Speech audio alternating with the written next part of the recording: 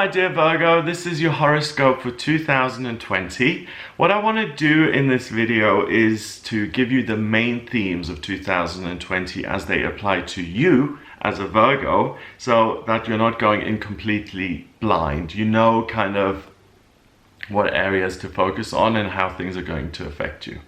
So it starts on the 10th of January with the first lunar eclipse, full moon in Cancer on the North Node, and that happens in your 11th house. It's in Cancer, so it's about nurturing yourself, nurturing other people, taking care of yourself, nurturing your hopes and dreams, and really getting to a place where you believe in yourself again. Remember that eclipses are interrupted, so the effects last for 6 months. So for the first 6 months of 2020, you really believe that you can make your hopes and dreams a reality. So revisit some of your dreams and desires that didn't make it the first time around. You can try again and you can really thrive. On the 12th of January, we've got Saturn and Pluto conjuncting, and that only happens once every 34 years. And that happens in your 5th house of romance, relationships, children, having fun. They're both, Pluto is death and rebirth, transformation and change, the phoenix rising from the ashes. Saturn is about structure and security and authority and a platform and a stone throne. And when they meet at 22 degrees, the master number of the builder, in Capricorn, the sign of the worker, expect major changes in your romantic life. If you are unhappy in a relationship, you're able to get out of there. You find it easy to get into relationships, but ending them you find very difficult because you have guilt. Especially if the other person is not doing well, you'll stay there to help them even if you're no longer in love. So with this conjunction at the beginning of January, you can expect a new relationship if you're single.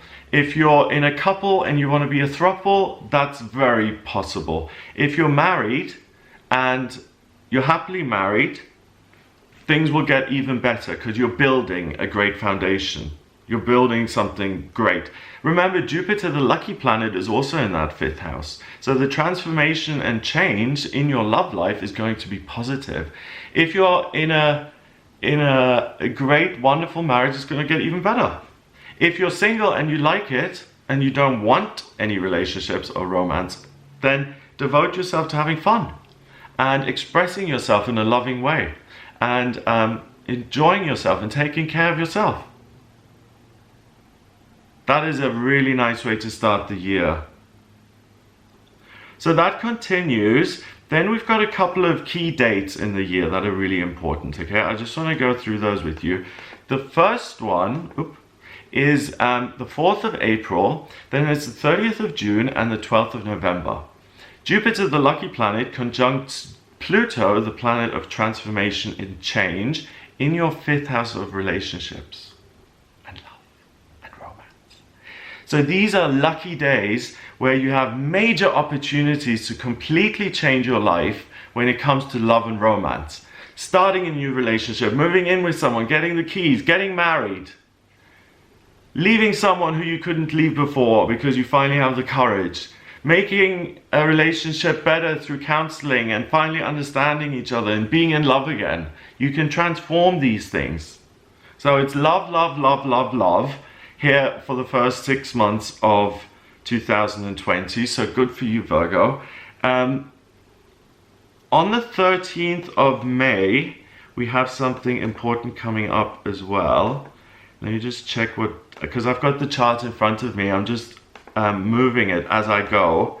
So on the 13th of May to the 25th of June, Venus, the planet of love and beauty, goes retrograde.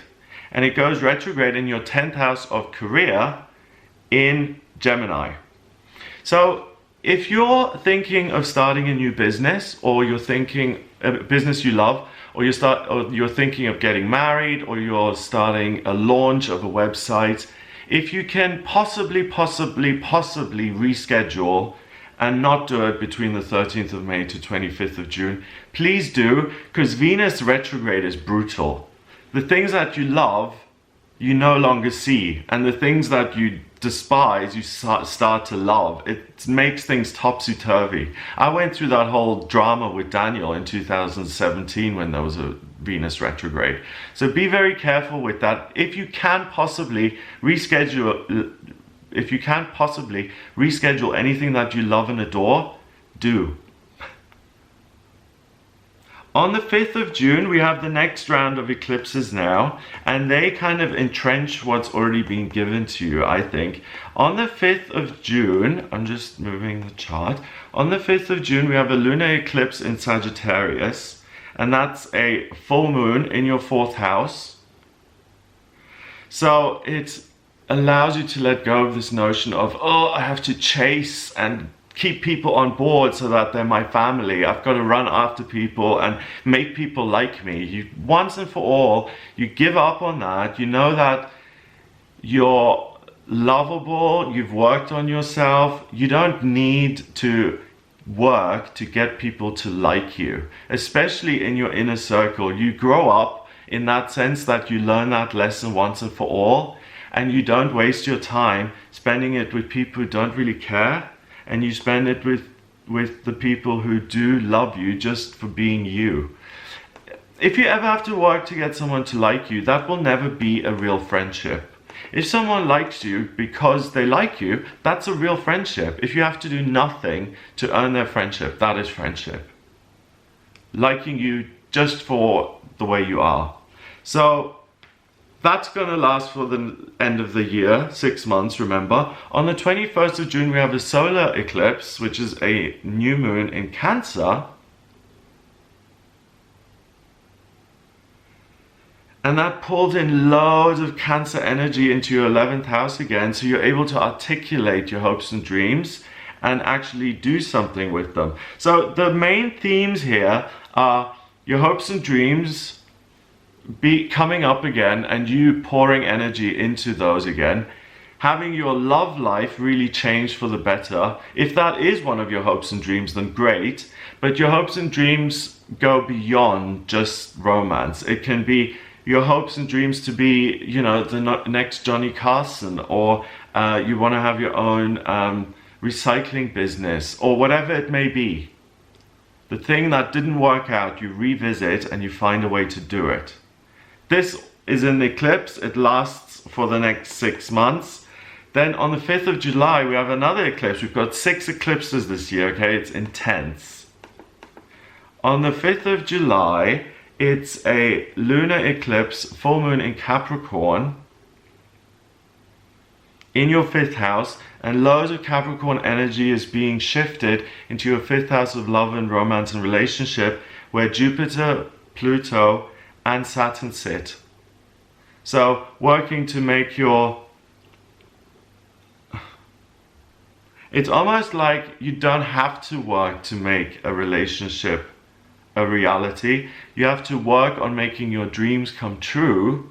And while you're doing that, there's this sort of spiritual link to your love life. And when you're working on something that you really love and care about, remember to take a break during the Venus retrograde.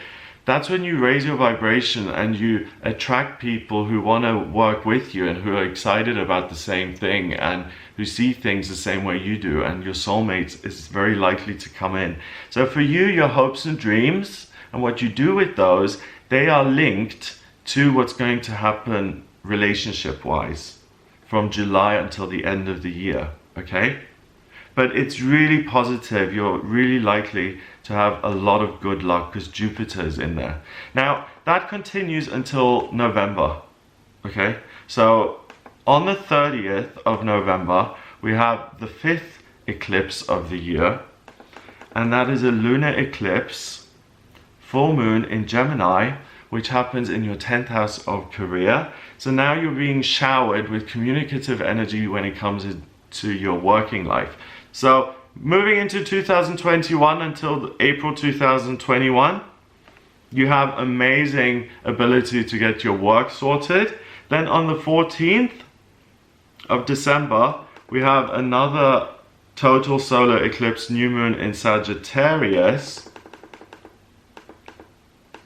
and that happens in your 4th house, again, finally, because sometimes we have to repeat lessons to learn them, you realize that you don't ever have to force anyone to be with you. You totally are hands off and you let people come to you, which is a much more comfortable way to live.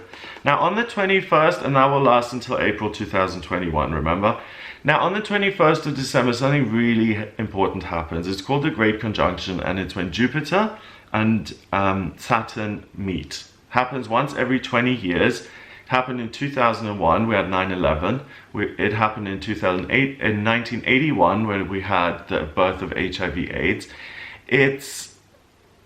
The Great Conjunction tests the foundations of humanity in the structure of our bodies, of the society, war, money, anything that really is part of our culture, our society, and it threatens it. For you, it happens in your 6th house of work, daily routine, and physical health.